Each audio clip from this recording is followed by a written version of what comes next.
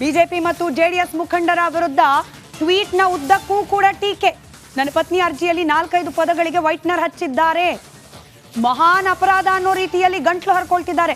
ಇದು ಬಹುಶಃ ಮಾಧ್ಯಮಕ್ಕೂ ಸೇರ್ಸ್ ಬರ್ದಿದ್ದಾರೆ ಏನೋ ಗೊತ್ತಿಲ್ಲ. ಬಿಜೆಪಿ ಜೆಡಿಎಸ್ ನಾಯಕರೇ ವೈಟ್ನರ್ ಹಿಂದಿರುವ ಅಕ್ಷರಗಳೇನು ಅಂತ ಹೇಳಿ ಈ ವಿಡಿಯೋದಲ್ಲಿ ನಾನು ತೋರಿಸ್ತಿದ್ದೀನಿ ನೋಡಿ. ಮುಖ್ಯಮಂತ್ರಿಗಳ ಸೋಷಿಯಲ್ ಮೀಡಿಯಾದಲ್ಲಿ ಹಂಚಿಕೊಂಡಿರುವ ಆ ವಿಡಿಯೋ, ಅದಕ್ಕೆ ಇರುವಂತಹ ಬರಹದ ಅಕ್ಷರಗಳು. ಪ್ರಶ್ನೆ ಕೇಳ್ತಾ ಇರೋದು ವೈಟ್ನರ್ ಹಿಂದಿರೋ ಅಕ್ಷರ ಏನು ಅನ್ನೋದು ಮಾತ್ರ ಅಲ್ಲ, ವೈಟ್ನರ್ ಹಾಕಿದ್ದು ಯಾಕೆ, ಯಾರು ಹಾಕಿದ್ದು. ಈಗ ನೀವು ಮಾಡಿರೋ ವಿಡಿಯೋ ಇದೆಯಲ್ಲ, ಪೋಸ್ಟ್ ಮಾಡಿರೋ ವಿಡಿಯೋ, ಇದನ್ನು ಮಾಡಿದವ್ರು ಯಾರು, ಯಾವ ಡಾಕ್ಯುಮೆಂಟ್ ಇಟ್ಕೊಂಡು ವಿಡಿಯೋ ಮಾಡಿದ್ರು? ಒರಿಜಿನಲ್ ಡಾಕ್ಯುಮೆಂಟ್ ಅನ್ನೋ ಹಾಗಿದ್ರೆ ಈ ವಿಡಿಯೋ ಮಾಡಿದವ್ರ ಕೈಗೆ ಹೆಂಗೆ ಸಿಕ್ತು? ಕೋರ್ಟ್ನಲ್ಲಿದೆ ಕೇಸ್, ರಾಜಭವನದಿಂದ ಇದೀಗ ಕೋರ್ಟ್ ಅಂಗಳಕ್ಕೆ ತಲುಪಿದೆ ಕೇಸ್. ಒರಿಜಿನಲ್ ಡಾಕ್ಯುಮೆಂಟ್ ಹಂಗಾದ್ರೆ ಯಾರ ಕೈಲಿದೆ, ಯಾರು ಮಾಡಿರೋದು ಈ ವಿಡಿಯೋದನ್ನ? ಸಾಕಷ್ಟು ಅನುಮಾನಗಳಿದೆ. ಅದಕ್ಕೇನೆ ರಿಪಬ್ಲಿಕ್ ಕನ್ನಡ ಬಹಳ ಸ್ಪಷ್ಟವಾದ ಮಾತುಗಳಲ್ಲಿ ಕೇಳ್ತಾ ಇದೆ. ಈ ವಿಚಾರದಲ್ಲಿ ಡೌಟೇ ಅಲ್ಲ. ಸಾಕ್ಷ್ಯ ಹೇಳುವ ಬರದಲ್ಲಿ ಮುಖ್ಯಮಂತ್ರಿಗಳು ವಿಡಿಯೋ ಪೋಸ್ಟ್ ಮಾಡೋದ್ರ ಬದಲು ಜೋಕ್ ಮಾಡಿಬಿಟ್ರಾ ರಾಜ್ಯದ ಜನರ ಮುಂದೆ? ದೂರುದಾರರಾದ ಸ್ನೇಹಮಯಿ ಕೃಷ್ಣ ಅವರು ನಮ್ಮ ಜೊತೆ ಲೈವ್ ಕನೆಕ್ಟೆಡ್ ಇದ್ದಾರೆ. ಸ್ನೇಹಮಯಿ ಕೃಷ್ಣ ಅವರೇ, ದೇವನೂರು ಬಡಾವಣೆ ಅಂತ ಬರ್ದಿರೋದಂತಲ್ರಿ, ವೈಟ್ನರ್ ಹಿಂದಿರೋದು ದೇವನೂರಂತೆ. ವಿಡಿಯೋ ಬೇರೆ ಪೋಸ್ಟ್ ಮಾಡಿದ್ದಾರೆ ಸಿಎಂ. ಮೇಡಮ್, ಮೊದಲಿಗೆ ನಾನು ಮಾನ್ಯ ಮುಖ್ಯಮಂತ್ರಿ ಸಿದ್ದರಾಮಯ್ಯ ಅವರಿಗೆ ಧನ್ಯವಾದ ಅರ್ಪಿಸ್ತೀನಿ.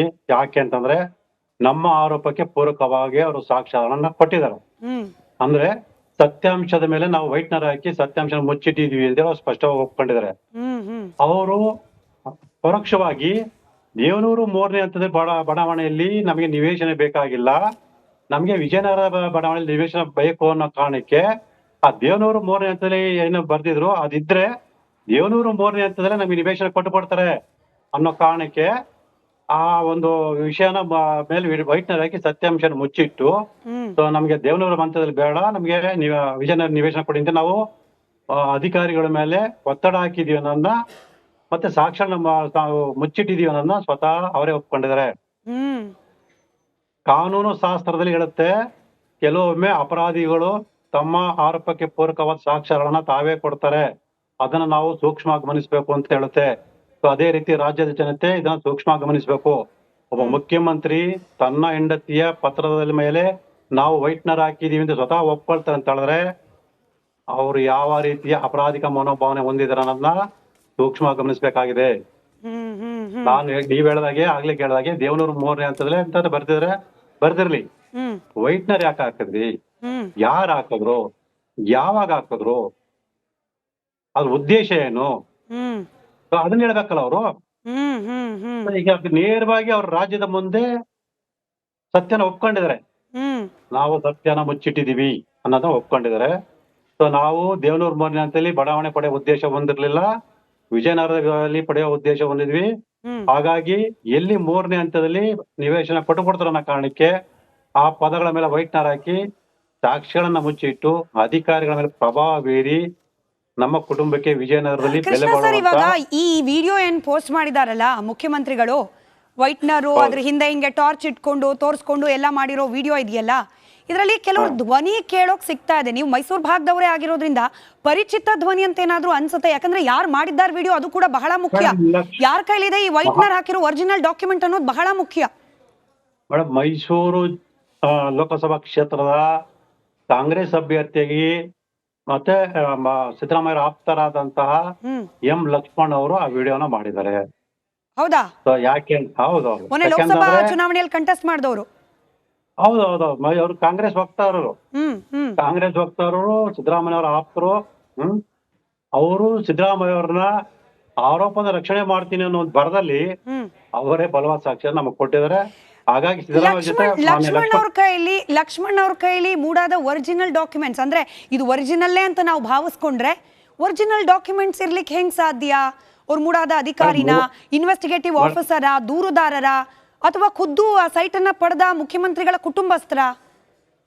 ಮೇಡಮ್, ಆ ವಿಡಿಯೋ ನೋಡಿದಾಗ ಗೊತ್ತಾಗುತ್ತೆ ಅವರು ಮೋಡ ಅಧಿಕಾರಿಗಳ ಮೇಲೆ ಪ್ರಭಾವವನ್ನು ಬೀರಿ ಆ ಮೂಲ ದಾಖಲೆಯನ್ನು ಪಡ್ಕೊಂಡು ಅದರಲ್ಲಿ ಲೈಟ್ ಬೆಳಕನ್ನ ತೋರಿಸಿ ಆ ವಿಡಿಯೋನ ಮಾಡಿದ್ದಾರೆ.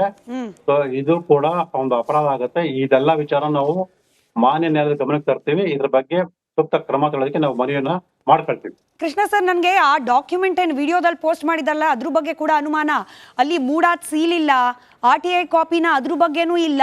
ಹೋಗ್ಲಿ, ಅದು ಮುಖ್ಯಮಂತ್ರಿಗಳ ಪತ್ನಿ ಬರೆದಿದ್ದಾರೆ ಎನ್ನಲಾದ ಪತ್ರನೇನ, ಸಹಿ ಕೂಡ, ಸೈನ್ ಕೂಡ ಕರೆಕ್ಟಾಗಿ ಕಾಣಿಸಿಲ್ಲಪ್ಪ. ರ್ಯಾಂಡಮ್ ಪೇಪರ್ ನಾನು ತೋರಿಸ್ದೆ, ನನ್ನ ಕೈಯಲ್ಲೂ ಒಂದು ಪೇಪರು, ಅದರಲ್ಲೂ ವೈಟ್ನರ್ ಮಾರ್ಕು. ಟಾರ್ಚ್ ಹಿಡಿದು ತೋರಿಸ್ತೀನಿ ನೋಡಿ, ಇದರಲ್ಲಿ ನಾನು ಟೈಪ್ ಮಾಡಿಸಿರೋದು ದೇವನೂರು ಅಂತ ಹೇಳಿ, ಇಲ್ಲಿರೋದು ವಿಜಯನಗರ ಅಲ್ಲ. ಎಷ್ಟು ಕಷ್ಟ ಅದು, ಹೆಂಗ್ ನಂಬೇಕು ಇದು ಒರಿಜಿನಲ್ ಅಂತ ಹೇಳಿ? ಆ ದಾಖಲಾತಿ ಮೂಲನ ಅಥವಾ ಬೇರೆನೋ ಅದು ಎರಡನೇ ಪ್ರಶ್ನೆ ಬರುತ್ತೆ. ಅದು ಅಧಿಕೃತವಾಗಿ ಸ್ವತಃ ಶ್ರೀ ಸಿದ್ದರಾಮಯ್ಯವರು ಒಪ್ಪಿಕೊಡ್ರಲ್ಲ.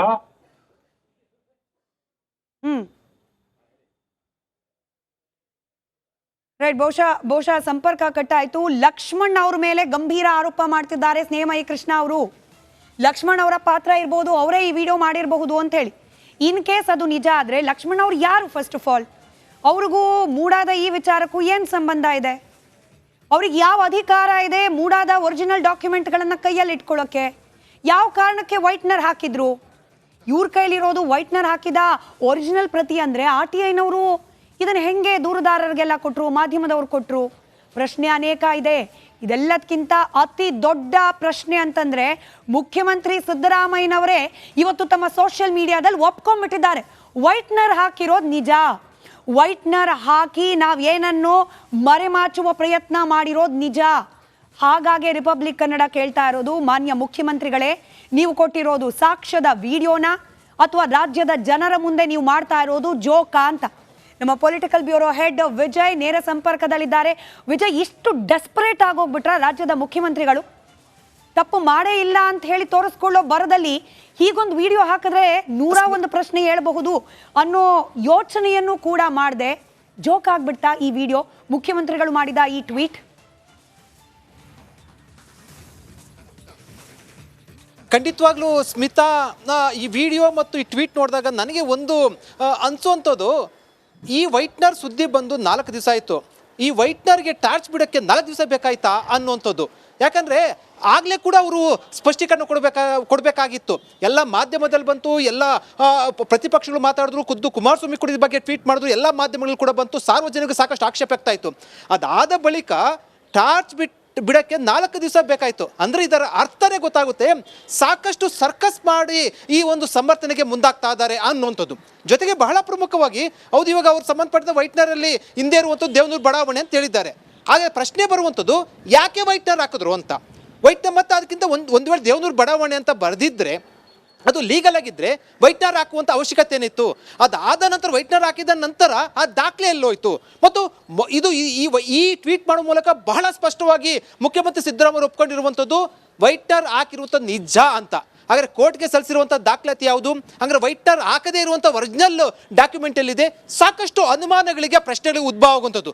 ಜೊತೆಗೆ ಮೊದಲು ಮುಖ್ಯಮಂತ್ರಿ ಹೇಳಿದ್ರು, ಇದಕ್ಕೂ ನನಗೂ ಯಾವುದೂ ಸಂಬಂಧ ಇಲ್ಲ, ಈ ವಿಚಾರ ನನಗೆ ಗೊತ್ತೇ ಇಲ್ಲ, ಯಾವಾಗ ಪತ್ರ ಬರೆದು ಯಾವುದೂ ಕೂಡ ಪತ್ರವನ್ನು ಬರದೇ ಇಲ್ಲ ಇಲ್ಲಿವರೆಗೂ ಕೂಡ ಅಂತ ಹೇಳಿದ್ರು. ಅವರೇ ಕೂಡ ಸೈಟ್ ಕೊಟ್ಟರು ಅಂತ. ಅಂದರೆ ಅದಾದ ನಂತರ ನಿರಂತರವಾಗಿ ದಾಖಲೆಗಳು ಬಿಡುಗಡೆ ಆಗ್ತದವೆ, ಅದು ಯಾವುದಕ್ಕೂ ಕೂಡ ಉತ್ತರ ಕೊಡ್ತಾ ಇಲ್ಲ. ಈಗ ವೈಟ್ನರ್ ಬಂದ ನಂತರ, ದಾಖಲೆ ಬಿಡುಗಡೆದ ನಂತರ ಈಗ ಸ್ಪಷ್ಟೀಕರಣಕ್ಕೆ ಮುಂದಾಗಿ ಮತ್ತೊಂದಷ್ಟು ಅನುಮಾನಗಳಿಗೆ, ಮತ್ತೊಂದಷ್ಟು ಪ್ರಶ್ನೆಗಳು ಉದ್ಭವ ಆಗುವ ರೀತಿಯಲ್ಲಿ ಈಗ ಏನು ತಯಾರಾಗಿರುವಂಥದ್ದು, ಆ ರೀತಿ ಕ್ರಿಯೇಟ್ ಆಗಿರುವಂಥದ್ದು ನೋಡಬೇಕು. ಈಗ ಇದಕ್ಕೆ ಮತ್ತೊಂದು ಏನು ಬೇರೆ ರೀತಿಯ ಉತ್ತರ ಕೊಡ್ತಾರೆ, ಏನು ಸಮರ್ಥನೆ ಕೊಡ್ತಾರೆ ಅಂತ. ಆದರೆ ಒಂದೊಂದು ಬಹಳ ಸ್ಪಷ್ಟ, ವೈಟ್ನರ್ ಹಾಕಿರೋದು ಒಪ್ಕೊಂಡಿದ್ದಾರೆ. ಜೊತೆಗೆ ದೇವನೂರು ಬಡಾವಣೆ ಅಂತ ಬರ್ದಿರೋ ಸಂಬಂಧಪಟ್ಟದ್ದು ಅವ್ರು ಹೇಳ್ತಾ ಇರುವಂಥದ್ದು. ಆದರೆ ಒರಿಜಿನಲ್ ಡಾಕ್ಯುಮೆಂಟ್ ಎಲ್ಲಿದೆ ಅನ್ನೋಂಥದ್ದು ಕೂಡ ಈಗ ಪ್ರಶ್ನೆ ಉದ್ಭವ ಆಗುವಂಥದ್ದು. ಸ್ಮಿತಾ, ಪರಿಣಿತರು ವಿಜಯ್, ಸಿದ್ದರಾಮಯ್ಯನವರು ಕೇವಲ ಈ ರಾಜ್ಯದ ಮುಖ್ಯಮಂತ್ರಿಗಳು ಮಾತ್ರ ಅಲ್ಲ, ಹಿ himself is a law practitioner. ಬಹಳ ಹೆಮ್ಮೆಯಿಂದ ಹೇಳ್ಕೊಳ್ತಾರೆ. ಅಂಥದ್ರಲ್ಲಿ ಲೀಗಲ್ ಆಂಗಲ್ ಬಗ್ಗೆ ಯೋಚನೆ ಮಾಡಬೇಕಾಗಿತ್ತು ಅವರು. ಇಂಥದ್ದೊಂದು ವಿಡಿಯೋ ನಾನು ಪೋಸ್ಟ್ ಮಾಡಿದೆ ಅಂತಂದ್ರೆ ಹಿಂಗೆ ಬುಮರಾಂಗ್ ಆಗೋ ಸಾಧ್ಯತೆ ಇರಬಹುದಲ್ವಾ? ವೈಟ್ನರ್ ನಾನು ಹಾಕಿದ್ದೇನೆ ಅನ್ನೋದನ್ನು ಒಪ್ಕೊಂಡಂಗಾಗತ್ತಲ್ವಾ? ಇದನ್ನು ಕೂಡ ಯೋಚನೆ ಮಾಡ್ತಿಲ್ಲ ಸಿದ್ದರಾಮಯ್ಯನವರು ಅಂತಂದ್ರೆ ಮೂಡ ಎಷ್ಟರ ಮಟ್ಟಿಗೆ ಒತ್ತಡವಾಗಿ ಪರಿಣಮಿಸಿರಬಹುದು ಸಿದ್ದರಾಮಯ್ಯನವರಿಗೆ ಅಂತ. ಖಂಡಿತವಾಗ್ಲೂ ಸ್ಮಿತಾ, ಬಹುಶಃ ನಾವು ಮೊದಲು ಪ್ರತಿಪಕ್ಷಗಳು ಈ ರೀತಿ ಆರೋಪ ಮಾಡಿದಾಗ ಮುಖ್ಯಮಂತ್ರಿ ಸಿದ್ದರಾಮಯ್ಯವರು ಹೇಳಿಕೆ ಕೊಡುವುದನ್ನ ಅಥವಾ ಅವರು ಆ ರೀತಿ ಸ್ಪಷ್ಟನೆ ಕೊಡೋದು ನೋಡಿದ್ರೆ ಇದರಲ್ಲಿ ಕೂಡ ಏನೂ ಇಲ್ಲ ಅನ್ನೋವಂಥ ಭಾವನೆ ಖುದ್ದು ನನಗೆ ಕೂಡ ಬಂದಿತ್ತು. ಆದರೆ ನಂತರ ದಿನೇ ದಿನೇ ದಾಖಲೆಗಳು ಬಿಡುಗಡೆ ಆಗ್ತಾ ಇರುತ್ತದೆ. ಮುಖ್ಯಮಂತ್ರಿ ಸಿದ್ದರಾಮಯ್ಯ ಅವರು ಮೇಲಿಂದ ಮೇಲೆ ಪತ್ರಿಕಾಗೋಷ್ಠಿ ನಡೆಸಿ ಅದಾದ ಸ್ಪಷ್ಟನೆ ಇವೆಲ್ಲವೂ ಕೂಡ ನೋಡ್ತಾ ಇದ್ರೆ ತುಂಬಾ ಗಂಭೀರವಾಗಿದೆ ಅಂತ ಕೂಡ ಗೊತ್ತಾಗ್ತಾ ಇರುವಂಥದ್ದು.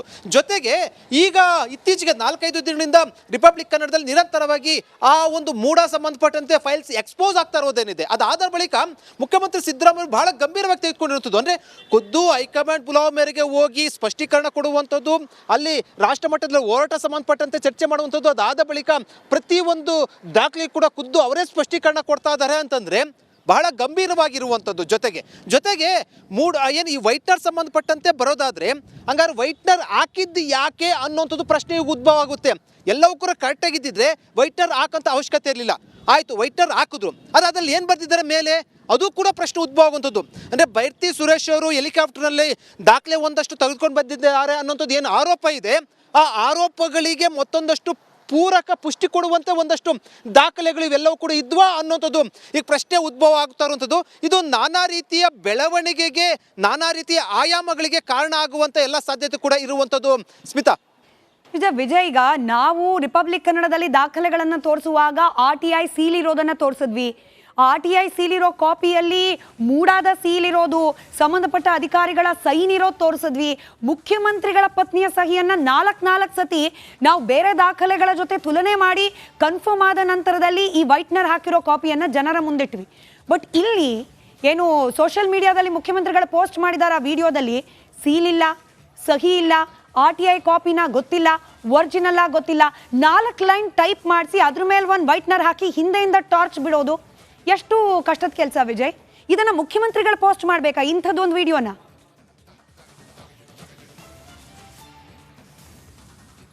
ಎಕ್ಸಾಕ್ಟ್ಲಿ ಸ್ಮಿತಾ, ಇದೇ ಪ್ರಶ್ನೆ ನನ್ನಲ್ಲೂ ಕೂಡ ಅಥವಾ ಸಾರ್ವಜನಿಕ ಕೂಡ ಉದ್ಭವ ಆಗಿರುವಂಥದ್ದು. ಯಾಕಂದ್ರೆ ಮುಖ್ಯಮಂತ್ರಿಗಳೊಬ್ಬರು ಟ್ವೀಟ್ ಮಾಡ್ತಾ ಇದ್ದಾರೆ, ಅದು ವಿಡಿಯೋ ಸಮೇತ, ಅಂದರೆ ಅದಕ್ಕೆ ಸಾಕಷ್ಟು ಮಹತ್ವ ಪಡ್ಕೊಳ್ಳುವಂಥದ್ದು ಮತ್ತು ಚರ್ಚೆಯ ವಿಚಾರ ಆಗುವಂಥದ್ದು ಮತ್ತು ಅವರ ಮೇಲೆ ಬಂದಿರುವಂಥ ಗಂಭೀರ ಆರೋಪ.